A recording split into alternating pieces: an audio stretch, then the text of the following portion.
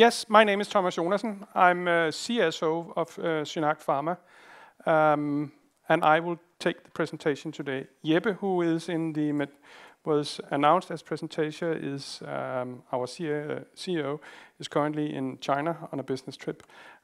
So I had the honor to take over from him.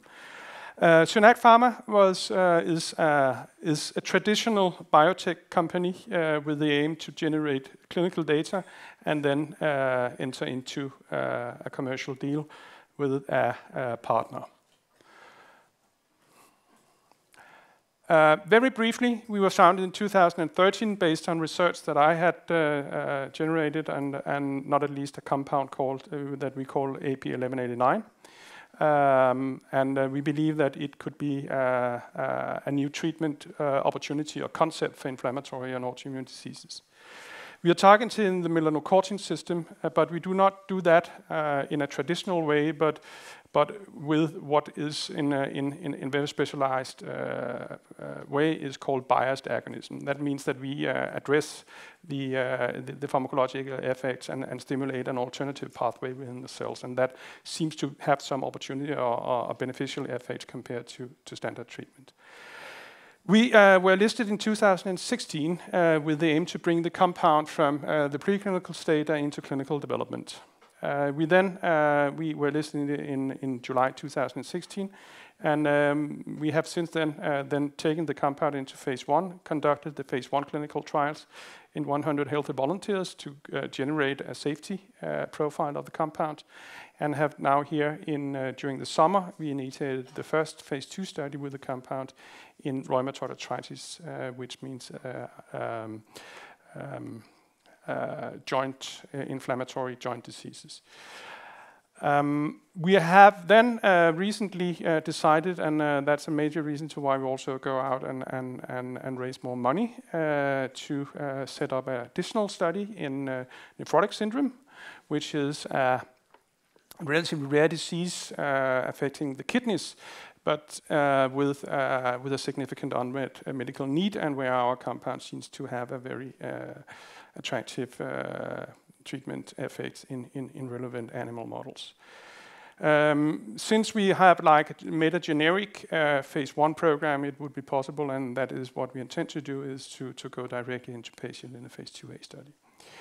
And then, not at least, we believe that we are a relatively experienced management board, and some of us have worked together for more than 15 years with setting up companies also with some success.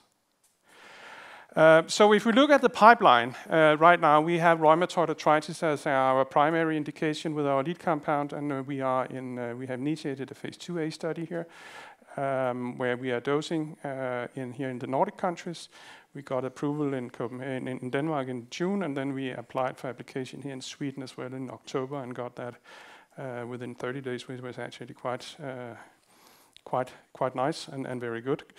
We have filed in Norway as well, to be sure that we can get sufficient patient into this study over the next year. Then nephrotic syndrome will be initiated early in the new year when we file a clinical trial application.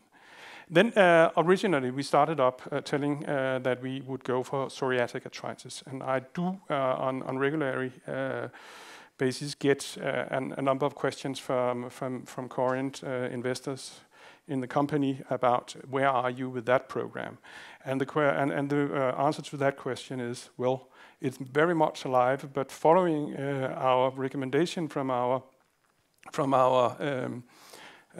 clinical advisors there, and also very much in line with what been done with other development programs within arthritis.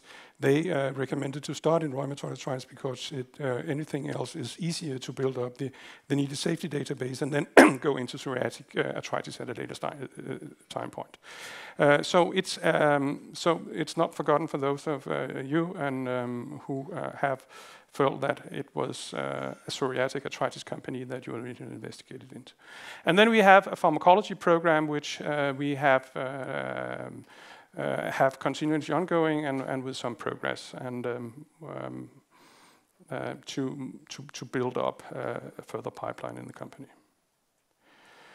The team consists of Jeppe Olesen as CEO, myself as CSO, and Henrik Stage as Chief Financial Officer.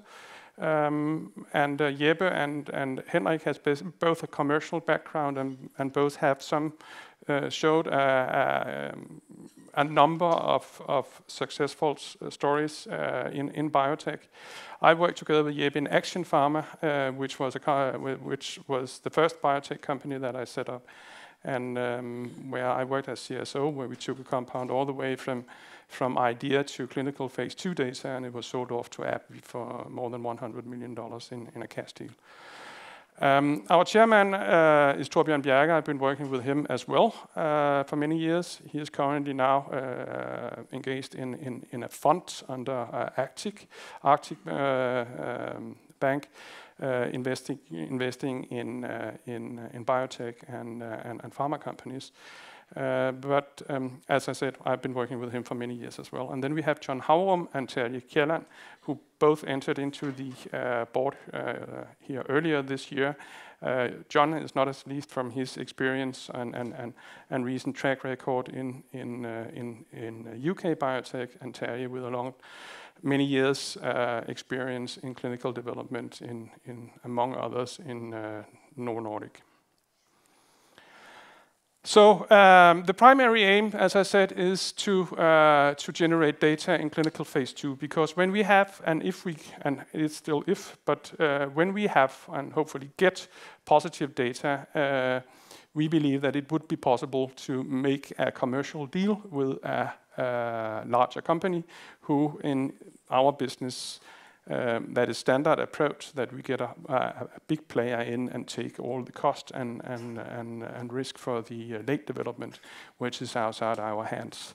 You need a big organization to conduct late-stage clinical trials, and also a big organization to go to the market.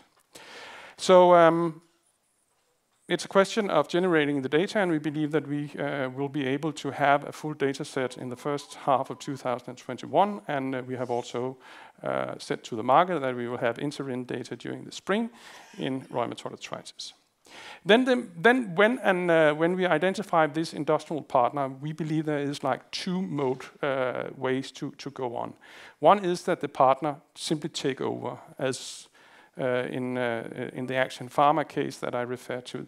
Then the AbbVie simply just bought the program and continued development. But in many cases, there is different ways to do that. But typically, it would involve an upfront payment, milestone payment related to specific development points, and then also royalties payments following commercialization. And that is of course an alternative one, the one that we have presented right from the beginning, that was our aim. The second alternative is that we find a pharma company partner who would like to continue with development one of the indications, and then we have the opportunity to continue the other indication in-house. And in that case, we will be transferred to a more mature company, because then we will have positive incomes from the out-license and so on. But that's all for the future. But it's just to have in mind that that is the aim of this company, is to enter into a commercial deal with a large company. So what is it that makes this project or the compound 1189 that we are so focused on interesting? And the buzzword is resolution and inflammation. To take and you could say it is, as we highlight here on this slide, a new therapeutic frontier. This slide quite complicated, but shows that for many years, there has been a development for new treatment concepts to reduce, or inhibit, or block inflammation. And inflammation plays a major role in lots of organs, and when it gets excessive, that is the red line, then you get symptoms, and if it's in the joint, you get swelling, you get pain, you get and in the end, when it goes all the way to destruction of the joints, you also got impaired functionality. So treatment has for years been very much focused on trying to control the inflammation and inhibit specific or broad-based pathways to control the inflammation. But almost no compounds and no treatment concepts has focused on the ability actually to boost resolution. That means that there is endogenous systems, not at least macrophages, that is activated to be like clean up the inflammation. Very few companies and very few projects has focused on pharmacological resolution. But here within the last 5 to 6 years, we have begun to understand much more about this and have identified the melanocortin system that we are working with one of a number of systems that actually, when you stimulate them, you also stimulate the resolution. In other words, that you have the possibility to clear the inflammation and thereby reduce the risk to go into the more chronic phases. And that's where we believe that we are different from most others. In addition to this, resolution therapy, we do have some anti-inflammatory effect, but never to a degree where we get immune suppression. And immune suppression means that you block the immune system to such a degree that you have increased risk for infections.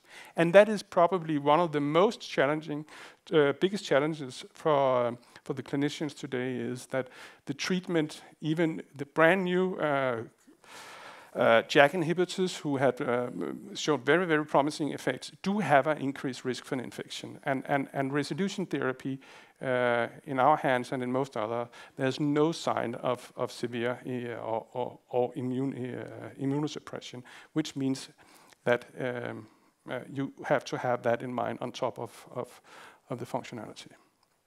So the compound we are working with is a first-in-class biased melanocortin receptor agonist. The curves out to the right just emphasize that they are different from standard agonists on the receptors, and I don't want to go into detail about that, but one very, very specific and beneficial effect of this is that the receptor we stimulate also is present in melanocytes, and traditional agonists stimulate the melanocytes and thereby skin pigmentation, which is an unwanted side effect. Our compound do not do that, simply because it's, as we said, a biased agonist. So it stimulates resolution of inflammation, and we have tested that in a number of disease models, including inflammatory joint diseases representative from rheumatoid and psoriatic arthritis, among others, inflammatory bowel disease, and nephrotic syndrome. And we have decided to go on at this time point with phase 2 studies to show proof of concept in humans in rheumatoid arthritis and in nephrotic syndrome. The compound is for once daily oral, and you can show here out to the right a curve from our phase 1 studies where you have the plasma curves following administration of the compound in the morning, and we believe that we have to get concentration in the blood up to the orange dotted line, and you can see that we got significantly higher, and it was very well tolerated. So it all looks very good, and it's very important for us actually to have this plasma profile that we go up, stimulate the receptor, and then have a period during the 24 hours period where the receptor is not stimulated.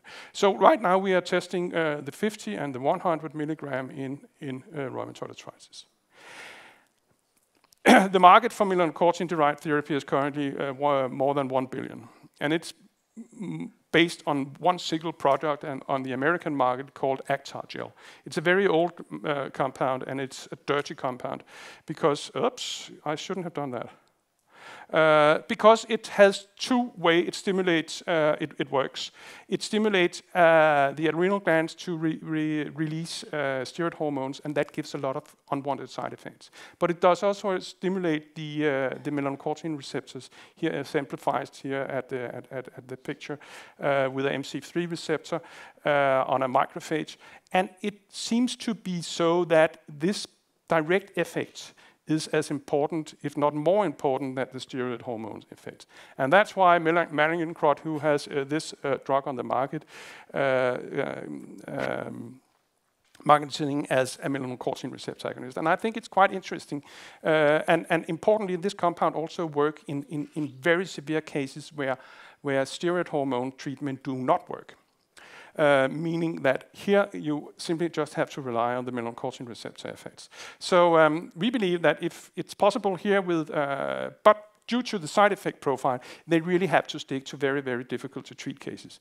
And in our case, as we do not have the side effects mediated from the adrenal gland and the MC2 receptor stimulation, we had a much cleaner compound, and so there is no reason for us to stick to the difficult to treat cases, but simply just to benchmark us to this and say this compound works. So the likelihood that our compound works is quite high. So just one final word about melanocortin-derived therapy. There has since 2012, where the first program that was a peptide in SynAct Pharma that I mentioned before, we sold that to AbbVie. There have been a number of deals. We made another compound, another company, TXP Pharma, that we sold to Questcor Pharmaceuticals to be their next generation actually to Actar gel. And Mallinckrodt was then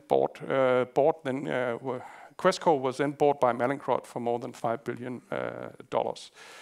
ANI Pharma tried to see whether they could be a new Mallinckrodt and bought a compound from Merck. And then AMAC has recently got approval for a peptide targeting some of the other subreceptors, and that is not associated with inflammation. And then finally, Rhythm Pharmaceutical has quite some success also on some of the other subreceptors to treat obese children. So there has been a number, but again, very important to highlight, they are all peptide agonists, short life, half-life, and with a broad-based risk of side effects. So we are going into rheumatoid arthritis and trying to position it as an add-on to therapy in active joint disease, in active arthritis. Rheumatoid arthritis is, there is a lot of competition in the area from a market perspective. Up to 1% of the global population suffers from rheumatoid arthritis. And the market size is expected to reach $30 billion in 5 to 6 years. Standard treatment for rheumatoid arthritis is when they are referred to a hospital is that you start up methotrexate treatment, and that is a very old compound, effective in 60% of the patients, meaning that 40% respond inappropriate and with a lot of severe side effects.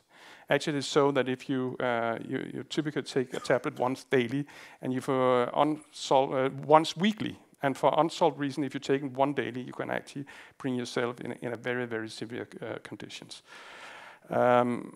So something that we could add on to methotrexate that potentially could reduce the need to go to very high doses, or alternative also to reduce the need to go to second-line treatment, which in many cases, like the biologic, is very, very effective, very expensive, but still suffers, but do have side effects. And also, for example, the TNF blockers, up to 30% do not respond to these treatments. So there is a need to have something with a good safety profile that can be added on for treatment at an early stage. And that is what we are testing right now. So we test this in patients who previously haven't been treated with anything but standard painkillers, and we'll get the results during the first preliminary studies in results in the spring, and the full package in little more than a year. So it's a 90-patient study that we have set up. The part 1 that we will report during the spring consists of 36 patients where we test 2 doses of active versus placebo, and then we go to the second part, another 54 patients where we decide whether we will continue with both doses or just stick to one of them. And if you have significant interest into the design of the study, it's all on NIH's clinicaltrial.gov homepage, where you have to publish a clinical trial for phase 2 and on. There you can see the design. The other indication we go for nephrotic syndrome. That is, there we try to see whether it's possible to position us as an alternative to immunosuppressive therapy. Again, immunosuppressive, also used in rheumatoid arthritis, is associated with a lot of side effects. Nephrotic syndrome is a rare, often serious kidney disease. Primary, also called idiopathic kidney disease, renal nephrotic syndrome is the most frequent type is membranous nephropathy, and you also see it secondary to systemic diseases, not at least systemic lupus, where there is a large unmet need for what is called lupus nephritis, but you also see it associated with complications to the kidneys associated with diabetes, among others. The idiopathic nephrotic syndrome has an incidence of means 7 new cases per 100,000 people, and a prevalence meaning that 20 out of 100,000 do have it, which means that it qualifies for an orphan designation. An orphan designation has, from development perspective, a number of beneficial, potential beneficial interesting for a company, because it gives possibilities to get fast track and get more interaction with the health authorities in order to register the product, and also exclusivity post-marketing for up to 8 years, depending on which market you go for. So a nephrotic syndrome is associated with loss of protein during the urine, and if not treated, you have a high risk for going into chronic kidney disease with increased risk for cardiovascular disease and so on. So here we start up early next year. I will not, this is just to highlight the design, to not go into detail here, but we will go in an early stage in a control staging, where we believe that we have a very large possibility to show treatment effects. So, summary. Novel concept for treatment-friendly treatment for inflammatory or autoimmune diseases. That is our compound AP1189. We are an experienced management team who has with a proven track record, so we believe that it's possible for us actually to get the right partner on board for the benefit of the company and the investors. Next year, we will go from having one program actually to have 2 phase 2 projects, which give us really the possibility to mature this program.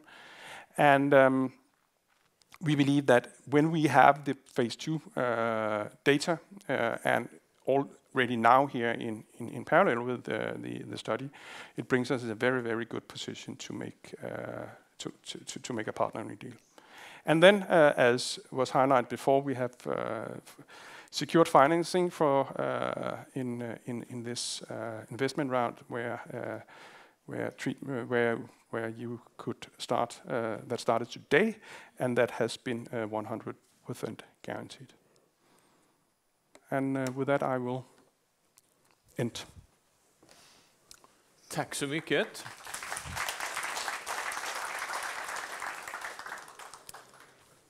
Spännande. Tack. Lång väg, kort väg.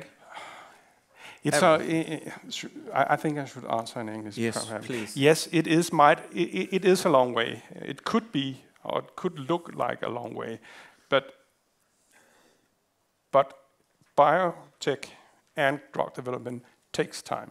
Sure it does. And to have clinical phase 2 data within a year, potentially in 2 indications, is not that bad. No, absolutely not. You also have on your chairs, as I said before, some information about the offer that is being put forward to the market. Yeah. And you will also be here to answer a bit more questions afterwards. Oh yes, yeah, for sure. Yeah, yeah.